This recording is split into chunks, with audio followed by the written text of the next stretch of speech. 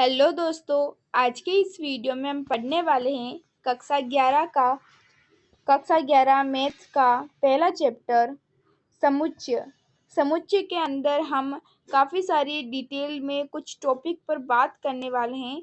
लेकिन दोस्तों, वीडियो को शुरू करने से पहले वीडियो को लाइक करके चैनल को सब्सक्राइब कर देना और इस तरह की वीडियो पाने के लिए बेल आइकन घंटी को जरूर से प्रेस कर देना, ताकि मेरे जो भी वीडियो वो आप तक सबसे पहले पहुंच पाए। सबसे पहले तो आपने डिसाइड कर लिया होगा कि आपको 11th के अंदर मैथ्स लेना है या बायो। दोनों की अपनी अपनी महत्व भूमिकाएं हैं। जैसे मैथ में इंजीनियर या फिर पटवारी जैसे ऊंचे ऊंचे ऊंचे ओहदे वाले नौकरियां मिलती है। बाकी बायो में होते हैं मेडिकल वाले, कुछ दवाइयों वाले और कुछ सर्जरी वाले डॉक्टर। तो आपने डिसाइड कर लिया होगा कि मैथ्स में क्या करना है और बायो में क्या करना है, तो आपको कौन से सब्जेक्ट लेने हैं वो भी आपने देख लिया होगा। तो मैथ्स के अंदर ही हम पढ़ने वाले हैं हमारा चैप्टर नंबर 1 समुच्चय यानी सेट्स। सेट्स के अंदर हम बेसिक लेवल की पहले जानकारी लेंगे, उसके बाद हम क्वेश्चन शुरू करेंगे। सबसे पहले हम उदाहरणों को समझते समझते आपको मैं सारी बातें बताऊंगी। तो सबसे पहले होता है समुच्चय होता क्या है। हमारी जो 11th क्लास की जो मैथ्स है वो 10th की तरह तो नहीं, लेकिन 10th के लगभग समान होती है। टॉपिक मतलब उसी तरीके से होते हैं, हालांकि बिल्कुल ही यहाँ पर जो प्रश्नावली है उनके क्वेश्चन का लेवल बिल्कुल ही अलग है, इसलिए आपको थोड़े ज़्यादा एफर्ट्स करने होंगे। तो जैसे कि हम देख सकते हैं, समुच्चय के अंदर समुच्चय होता है कोई भी टॉपिक, कोई भी चीज ऐसी जो कि निर्धारित हो, जो हमारे लिए भी समान हो और बाकियों के लिए भी समान हो। यानी कि जो समय के संदर्भ में, स्थान के संदर्भ में चेंज ना हो। उदाहरण के लिए देखा जाए तो अगर हम मुझसे कोई पूछेगा एबीसीडी क्या होती है, तो मैं बोलूँगी एबीसीडी वही होती है एबीसीडी, है ना, डॉट डॉट डॉट करके जेड तक, या फिर छोटी वाली। लेकिन अगर आपसे पूछोगे तो आप क्या आंसर दोगे? आप भी ऐसे ही दोगे, यही आंसर दोगे आप भी। तो यानी कि जो आंसर मेरे लिए था वही आपके लिए है। दोनों का आंसर समान है, यानी कि वो समुच्चय है। और अगर दोनों का आंसर समान नहीं है, उदाहरण के लिए देखा जाए तो अगर कोई भी दो बच्चे हैं, दोनों बच्चों से पूछा जाए कि उनके फेवरेट खिलौने कौन से हैं, तो एक बच्चे के 5 अलग जवाब होंगे, दूसरे के अलग जवाब होंगे। दोनों के ही मतलब कोई एक दो समान हो भी सकता है, लेकिन सारे के सारे जरूरी थोड़ी ना समान हो, यानी कि वो समुच्चय नहीं होंगे। तो इस तरीके से अगर देखा जाए तो वो जो भी चीजें जो मेरे लिए भी समान हो, आपके लिए भी समान हो और हमारे आसपास के साथ मतलब पूरी दुनिया के लिए वो चीज समान हो, यानी जो यहाँ पर है वही सबके लिए है, तो उसे हम समुच्चय में काउंट करते हैं।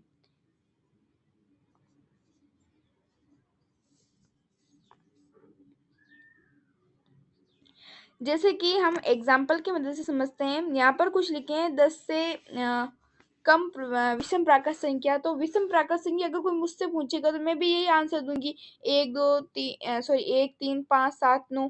ये विषम प्राकृत संख्या यानी कि ये समुच्चय है। अब भारत की नदियाँ बहुत सारी है, लेकिन अगर हमें कोई भी क्वेश्चन मतलब दिया हुआ होगा कि ये नदी कहाँ की है, तो हम यही कहेंगे कि ये भारत की नदी है, यानी कि भारत की नदियाँ वो होगी जो भारत के अंदर है।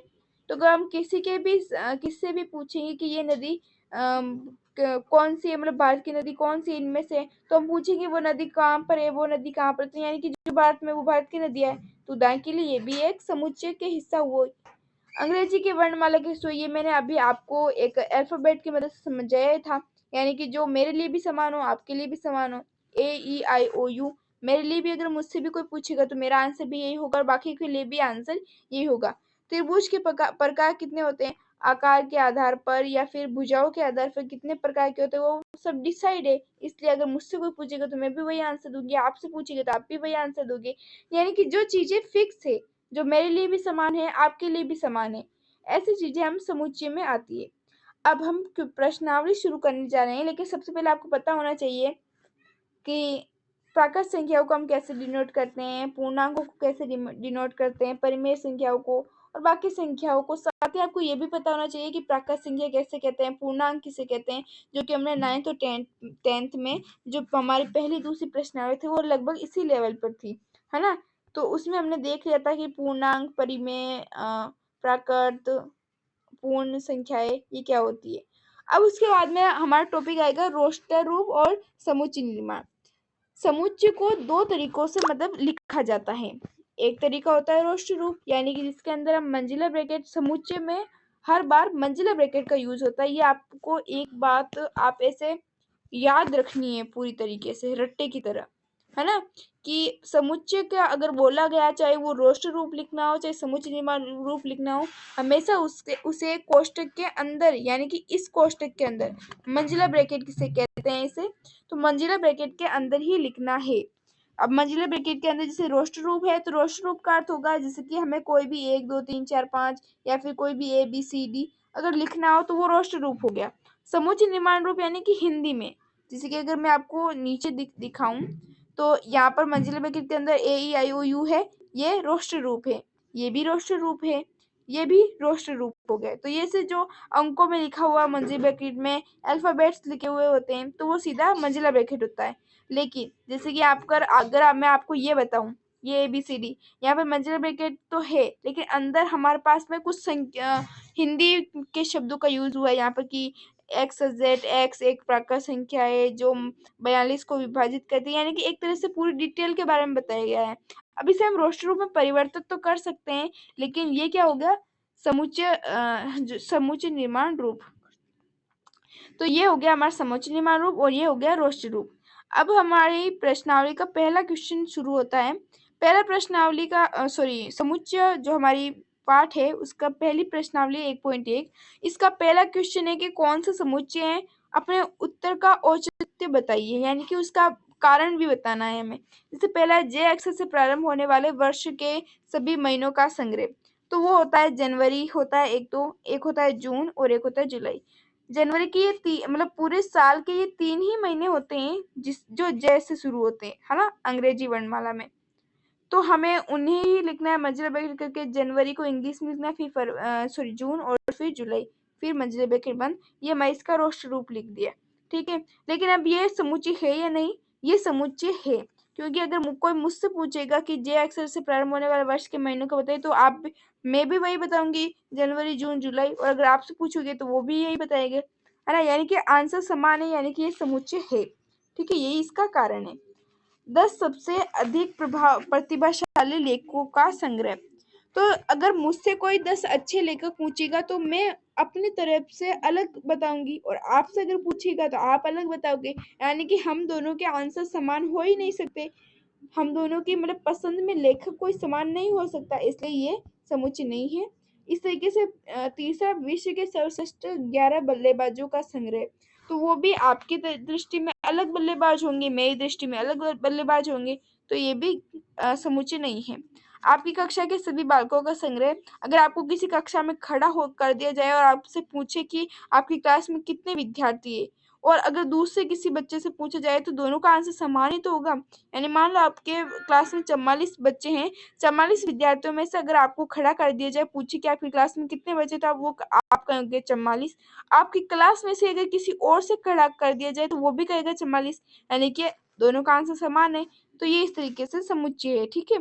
तो बालकों का संग्रह ये एक समुच्चय है। 100 से कम सभी प्राकृत संख्या है। 100 से कम कौन कौन सी प्राकृत संख्या होती है, सबको पता है कि 100 से कम प्राकृत संख्या होती है 1 2 3, इस तरीके डॉट डॉट करते करते 99 तक की जो संख्याएं हैं वो सभी 100 से कम वाली प्राकृत संख्या है, तो ये भी एक समुच्चय है। लेखक प्रेमचंद द्वारा लिखी उपन्यासों का संग्रह, तो प्रेमचंद ने जितने उपन्यास लिखे हैं वही तो होंगे, यानी कि अगर जैसे सूरदास के उपन्यास तो हम लिखेंगे नहीं इसमें, प्रेमचंद द्वारा लिखित जो उपन्यास है वही लिखेंगे, यानी कि ये भी एक समुच्चय निर्माण रूप है। अब होता है 7वां क्वेश्चन, सभी संपूर्णकों को संग्रह। अब हमें पता है संपूर्णांक किसे कहते हैं, तो उन्हें मंजिला ब्रैकेट के अंदर लिख देंगे, यानी कि मेरे लिए भी संपूर्णांक संख्या वही होगी जो आपके लिए है, यानी कि ये भी समुच्चय है। इस अध्याय में आने वाले प्रश्नों का संग्रह। अब जरूर थोड़ी कि सभी प्रश्नावलियों में 5 क्वेश्चन हो या 6 क्वेश्चन हो या 8 क्वेश्चन हो, सबके प्रश्नावलियों में अलग अलग क्वेश्चन होंगे, यानी कि ये समुच्चय निर्माण रूप नहीं है, क्योंकि ये इसका आंसर सभी के लिए समान नहीं है ना। विश्व के सर्वश्रेष्ठ अधिक खतरनाक जानवरों का संग्रह, तो मेरे लिए खतरनाक जानवर कुछ और होंगे, और आपके लिए कोई और होंगे। किसी को छिपकली से डर लगता है, किसी को सांप से डर लगता है, किसी को शेर से डर लगता है, तो किसी को चूहे से डर भी नहीं लगता है, और किसी को चूहे से बहुत डर लगता है। यानी कि सबका अलग अलग आंसर है, इसलिए ये समुच्चय निर्माण रूप नहीं होगा। यानी कि इन उदाहरणों से आपको पता चल गया होगा कि वे सभी संख्याएं या वह सभी संग्रह, उन सभी का सुनिश्चित संग्रह जो कि व्यक्ति के अनुसार या स्थान के अनुसार या काल समय किसी के भी अनुसार न बदले, जो मेरे लिए भी समान हो, सभी के लिए समान हो, वो होता है समुच्चय। तो इस तरीके से हम समुच्चय कौन है कौन नहीं है वो डिफाइन कर सकते हैं। हालांकि ऐसे लेवल के क्वेश्चन नहीं आते हैं, ये आपको समझाने के लिए है कि समुच्चय आखिर होता क्या है। अब जैसे कि ये है, मान लीजिए कि ए हमें दिया हुआ है, ये रिक्त स्थानों में उपयुक्त प्रतीक चिन्ह, इसे कहते हैं बिलोंग्स टू, यानी कि जो इससे कोई ना कोई संबंध रखता है। और ये नॉट बिलोंग टू, यानी कि इससे संबंध नहीं रखता है। जैसे कि हमें यहाँ पर कुछ नीचे संख्या दी हुई है 5, अगर 5 इस मंजिला ब्रैकेट के अंदर है, ए के मान में है, तो वो बिलोंग्स टू है, यानी कि वो ए से संबंध रखता है। यदि जैसे 0 है तो ये इसके अंदर नहीं है, तो ये नॉट बिलोंग टू, यानी कि ये ए से कोई संबंध नहीं रखता है। इस तरीके से आपको पढ़ना है। 5 होगा तो 5 इस ए के मंजिला ब्रैकेट के अंदर 5 है, यानी कि बिलोंग्स टू। 8 नहीं है इसलिए नॉट बिलोंग्स टू। 0 भी नहीं है इसलिए नॉट बिलोंग्स टू। 10 भी नहीं है इसलिए नॉट बिलोंग्स टू। 2 है इसलिए बिलोंग्स टू, और 4 है इसलिए बिलोंग्स टू। तीसरा क्वेश्चन है रोस्टर रूप में लिखते हैं। बहुत ही आसान क्वेश्चन है, मतलब रोस्टर रूप यानी मैंने अभी आपको बताया था कि जो हिंदी में लिखे हुए थे वो होते हैं समुच्चय निर्माण रूप। जैसे कि यहाँ पर जो लिखे हुए हैं वो सब समुच्चय निर्माण रूप है।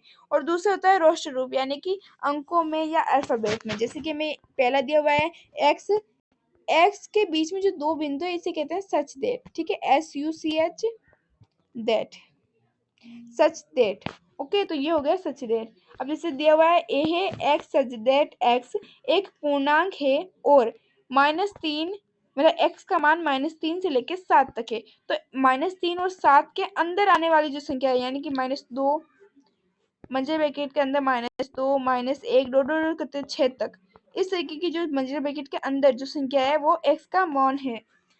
तो हमें यहाँ पर -3 और 7 को नहीं लेना है, क्योंकि यहाँ पर इस चिन्ह के नीचे बराबर का चिन्ह नहीं है। अगर बराबर का चिन्ह है यानी कि -3 भी इसमें शामिल है, तो हम -3 भी लिखेंगे।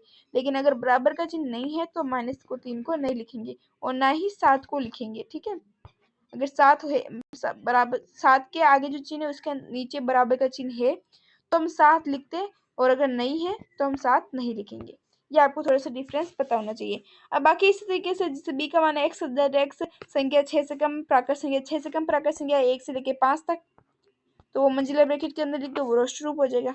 2 अंकों की ऐसी प्राकृत संख्या जिनका योगफल 8 हो, तो 2 अंकों की कौन कौन सी होती है? 44 हो गई, 62 हो गया, 26 हो गया, 80 हो गया, 71 हो गया, 17 हो गया। तो ये सभी जो संख्या है वो इसका आंसर है। ये रोस्टर रूप हो गया, मंजिला ब्रैकेट के अंदर लिखते जाना है तो हमारा आंसर हो जाएगा। ठीक है, इसके अंदर 0 8 नहीं आएगा, क्योंकि अगर किसी संख्या के आगे 0 है तो उसका कोई अस्तित्व नहीं होता, तो ये एक अंक वाली संख्या मानी जाएगी। लेकिन हमें 2 अंकों की कही है इसलिए हम 0 8 नहीं लिख सकते हैं। ठीक है, अब लिखा हुआ है एक अभाज्य संख्या जो 60 की भाज्य को, अभाज्य संख्या कौन सी होती है? जो अपने पहाड़े से ही मतलब विभाजित होती हो, यानी कि जैसे कि आंसर के लिए 2 3 5 7 ये सभी अभाज्य संख्या है। और अगर हमें इसका आंसर लिखना है, अभाज्य संख्या है 60 की भाज्य जो 60 को विभाजित भी करती है, यानी कि इसके अंदर आ जाएगा 2 60, मतलब 2 के पहाड़े में 60 आता है, 3 के पहाड़े में भी आता है, 5 के पहाड़े में भी आता है। तो नॉर्मल देखा जाए तो यही आता है। बाकी 6 के बारे में भी आता है, 12 के बारे में भी आता है, लेकिन वो अभाज्य संख्या ही नहीं है। ठीक है, ट्रिग्नोमेट्री शब्द के अक्स का समुच्चय, कुछ नहीं करना है, बस मंजिला ब्रैकेट लगाना है। यही शब्द इसके अंदर कोमा, मतलब टी कोमा आर इस तरीके से लिखते जाना है। साथ ही एक बात का ध्यान रखना है, जैसे कि यहाँ पर 2 जी ओ है वो 2 बार आया हुआ है, आर भी 2 बार आया हुआ है यहाँ पर, तो हमें उन शब्दों को एक बार ही लिखना है। यानी कि आर को टी कोमा मंजिला bracket T comma R comma I comma G comma O comma N, फिर ओ नहीं लिखना है बल्कि सीधा एम लिख देना है। ठीक है, एम, यानी कि इसका हो जाएगा टी आर मंजिला ब्रैकेट के अंदर। ठीक है, IG O N, फिर ओ नहीं लिखना है, सीधा एम, एम फिर ई, फिर टी तो लिख चुके हैं हम पहले यहाँ पर, इसे टी नहीं लिखेंगे। आर भी लिख चुके हैं यहाँ पर इसलिए आर भी नहीं लिखेंगे, सीधा वाई। ठीक है, इस तरीके से ये हो गया हमारा आंसर। अब इस तरीके से बेटर का करना, तो बेटर में भी बी ई कोमा लगाते ठीक है, मंजिला ब्रैकेट के अंदर टी, फिर ई आया हुआ है इसलिए सीधा आर, और टी भी आया हुआ है इसलिए सिर्फ एक बार। तो इस तरीके से ये रोस्ट रूप हो गया। अब चौथा क्वेश्चन भी बहुत ही सरल है। अभी हमने जो समुच्चय निर्माण रूप थे उन्हें रोस्ट रूप में लिखा। अब रोस्ट रूप है उसे समुच्चय निर्माण रूप में व्यक्त करना है। पहला क्वेश्चन में आपको क्या दिखाई दे रहा है कोष्टक के अंदर के किसी संख्या का पहाड़ा चल रहा है, किसी को एक ही संख्या से गुणा किया जा रहा है, तो वही हमें लिखना है। हमें क्या करना है, सीधा मंजिला ब्रैकेट लगाना है, इन सभी संख्या को x के मान में रख देना है, यानी कि x सच दैट x, इस तरीके से मान लिखना है कि x सच दैट x जहाँ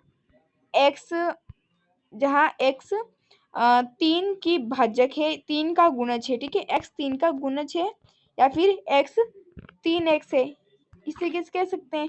जहाँ पर x है वो नेचुरल नंबर से बिलोंग करता है। साथ ही हमें ये भी लिखना है, क्योंकि यहाँ पर डॉट नहीं है, यहाँ पर सीधा ही 3 से शुरू हुआ 12 पर खत्म हो गया, यानी कि x का मान है वो 1 से शुरू हुआ है और 4 पे आके खत्म हो गया है। चूंकि ये 3 का गुणज है तो 3 को 1 से गुणा करेंगे तो 3, फिर 2 से गुणा करेंगे 6, 3 से गुणा करेंगे 9, और 4 पर आते ही 12 आ जाएगा और ये खत्म हो जाएगा। लेकिन चूंकि 1 और 4 दोनों शामिल है, इसलिए यहाँ पर नीचे बराबर का चिन्ह भी लगाना है। तो जो x दैट x है उसके बाद में x 3 का गुणज है, ये लिखने के बाद में हमें x belongs to natural number लिख के तथा करके ये भी डेरिवेशन लिखनी है, वरना हमारा आंसर अधूरा हो जाएगा। इसी तरीके से हमें बाकी भी करना है। जैसे कि इसके अंदर क्या हो रहा है, इसके अंदर हमें घातें भी दिखाई दे रही है, यानी कि 2 की घातें हो रही है, तो हम लिखेंगे कि x सच दैट x जहाँ x है वो 2n है, 2n लिख सकते हैं। जहाँ पर n है वो नेचुरल नंबर है, n belongs to natural number. Natural number कहाँ से है, 1 से शुरू है, और 1 से शुरू है, एक भी शामिल है इसलिए बराबर का चिन्ह, और कहाँ पर खत्म है, 5 पर खत्म है, ठीक है, 5 पर, क्योंकि 2 की घात 5 32 होती है और 32 तक ही यहाँ पर है, ठीक है, इस तरीके से आपको लिखना है। बाकी यहाँ पर 5 का गुणज है, बिल्कुल इसी तरीके से करना है। 2 का यहाँ पर, यानी कि यहाँ पर आपको x की कोई लिमिट नहीं लगानी है कि x यहाँ से शुरू है यहाँ पर खत्म है, ये लिखने की जरूरत नहीं, क्योंकि यहाँ पर सीधी है कि x का मान अनंत तक है, ठीक है। और यहाँ पे क्या दिखाई दे रहा है, यहाँ पे 1 की घात 1, यानी कि यहाँ पर है कि जो n है नेचुरल नंबर उसकी घात यहाँ पर n दिखाई दे रही है, कि यहाँ पर 1 की घात n है, या फिर अगर ऐसे देखा जाए तो अगर हम इन्हें n मान ले, जैसे n है उनकी सबकी घातें दिखाई दे रही है ना, किसी की घात जैसे कि 1 की घात 1, 2 की घात 2 कितनी होती है, यानी n की घात n ये दिखाई दे रहा है हमें। तो यही है हमारा, इसे भी हमें x दैट x जहाँ x है वो n की घात n है, जहाँ n नेचुरल नंबर से बिलोंग करता है और एक और एक के अंदर तथा 100 के अंदर, 100 व 100 के अंदर शामिल है, ठीक है, मतलब 100 भी शामिल है, 1 भी शामिल है, इस तरीके से आपको लिख देना है। ये हमारा समुच्चय निर्माण रूप हो जाएगा। अब यहाँ पर भी सेम जिस तरीके से हमने यहाँ पर किया था उसी तरीके से लगभग इसमें करना है। यहाँ पर आपको हल बताना है, जैसे कि इसका रोस्ट रूप क्या होता है कि एक विषम प्राकृत संख्या, विषम प्राकृत संख्या कहाँ से शुरू होती है, 1 से शुरू होती है प्राकृत संख्या, और विषम है तो 2 से विभाजित न होने वाली, यानी 1 3 5 डॉट करते अनंत तक, ठीक है। ये हो गया, फिर मंजिला ब्रैकेट में बंद कर देना है। ये हो गया हमारा पहले का आंसर। दूसरे का आंसर दिया हुआ है हमें ये आंसर संख्या, तो -1/2 से लेकर 9/2 के बीच में आने वाली जो संख्या है वो इसका आंसर हो जाएगी। अब यहाँ पर ये लिखा हुआ है x², यहाँ पर 4 प्लस और माइनस, तो हमें क्या करना है, जैसे x² है तो x² का मान उस तरफ चला जाएगा, तो यहाँ पर √4 आ जाएगा, और √4 का मान 2 होता है। तो इस तरीके से हमें इसका आंसर मिल जाएगा कि मंजिला ब्रैकेट में प्लस का 2 और माइनस का 2, इस तरीके से इसका आंसर हो जाएगा। फिर बाकी रॉयल शब्द में भी जैसे बेटर और ट्रिग्नोमेट्री का किया था उसी तरीके से करना है। बाकी क्वेश्चन भी सेम तरीके से करने हैं। x वर्ष का एक ऐसा महीना है जिसमें 31 दिन नहीं होते हैं, तो आपको पता होना चाहिए, पता होगा कि किस महीने में 31 दिन होते हैं, किस महीने में 31 दिन बिल्कुल भी नहीं होते हैं। तो ऐसा एक महीना है जैसे कि हम फरवरी के अंदर 31 दिन कभी नहीं होते हैं। बाकी और भी महीने होते हैं जिसके अंदर 31 दिन नहीं होते हैं, यानी कि 30 दिन होते हैं उनमें, तो वो आप लिख सकते हो, मंजिला ब्रैकेट में बंद कर देना, वो उसका आंसर हो जाएगा। और अंग्रेजी वर्णमाला का एक व्यंजन है जो के से पहले आता है। अब के से पहले कौन कौन से व्यंजन आते हैं? व्यंजन व्यंजन बोला है यानी कि स्वर नहीं लेना है, ठीक है। यानी ए बी सी डी, यहाँ पर छोटा के लिखा हुआ है ना, तो यहाँ पर ए से लेके फिर बी, यहाँ पर ए नहीं लिखना है क्योंकि ए स्वर में आ गया, ठीक है। तो यहाँ पर ए नहीं लिखना है, सीधा बी से शुरू करना है। ए बी सी डी, ई भी वोवल्स में आ गया है स्वर में, इसलिए ई को नहीं लिखना है। फिर आगे डॉट डॉट करते करते इस तरीके से के से पहले जो आता है वहां तक लिखना है, यानी कि स्वर को शामिल नहीं करना है।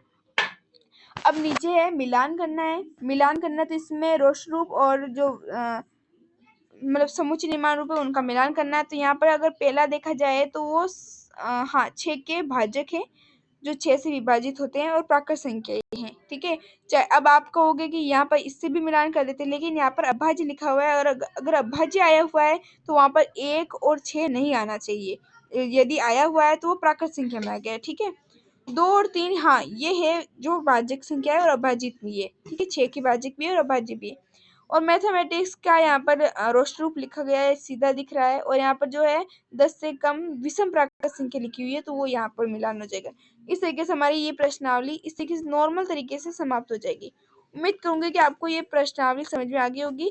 और इसमें जो भी क्वेश्चन थे इसके पहले जो 2-3 उदाहरण है उसमें भी यही बताया गया है कि कौन समुच्चय है, कौन किससे बिलोंग्स करता है, और समुच्चय में रोस्ट रूप और समुच्चय निर्माण रूप। उम्मीद करूंगी कि आपको एक बार पता चल गया होगा कि कौन किस तरीके से करना है, ठीक है। उम्मीद करूंगी कि आपको ये वीडियो अच्छा लगा होगा। अगर वीडियो अच्छा लगे वीडियो को लाइक करके चैनल को सब्सक्राइब कर देना, और अगर वीडियो अच्छा लगे वीडियो को लाइक करके चैनल को सब्सक्राइब कर देना। इससे कि वीडियो के लिए बेल आइकन घंटी जरूर से प्रेस करना।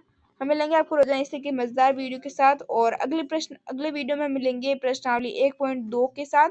हम आगे 12th क्लास और 10th क्लास की वीडियो भी बनाना शुरू करेंगे, तो आप वीडियो को लाइक शेयर सब्सक्राइब के साथ बेल आइकन घंटी को भी प्रेस कर देना ताकि मेरे वीडियो आप तक सबसे पहले पहुंच पाए।